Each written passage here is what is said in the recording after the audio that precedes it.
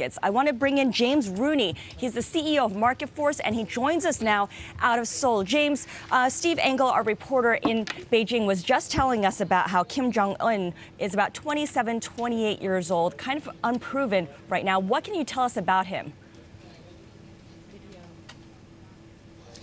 Well, I don't think I can tell you more about him than any other man in the street. Really, he's an unknown quantity.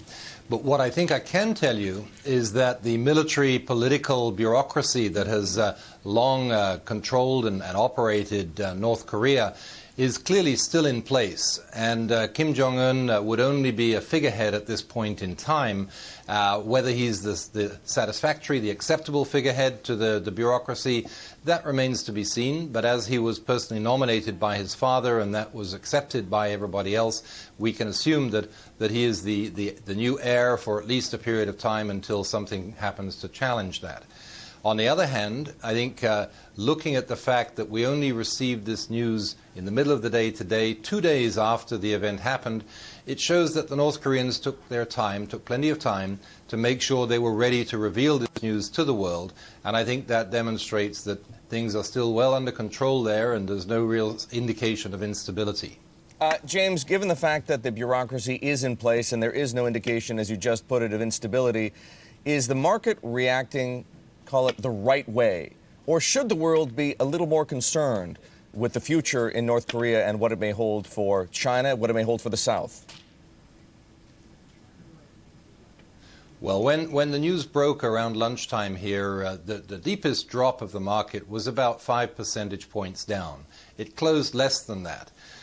Frankly, if this was a significant event, you'd have expected something more like a 10-point drop at least. So the market is taking this pretty well in its stride. We need to remember that 2 years ago, this would not have been big news to us. We were all expecting after his first stroke for Kim Jong Il to pass away. But somehow over the last couple of years, we've seemed to think that nature has been suspended and that this wasn't about to happen. So it shouldn't really be a great surprise to us. And there's been plenty of time for North Korea to prepare. The linkages between the North Korean economy and the South Korean economy are minimal at best. The North Korean economy's contribution to the world economy is essentially zero. So I think the market is reacting, but not overreacting.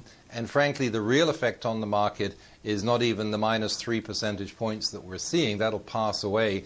There are much bigger factors in play, all the games going on in Europe, the weakness of the US economy and so on, that are clearly a much more significant factor for both Korea's stock market and world stock markets than the passing of Kim Jong Il. James, thank you. James Rooney, co-president and CEO of Market Force, joining us from Seoul with on-the-ground reaction to the news that Kim Jong Il is dead.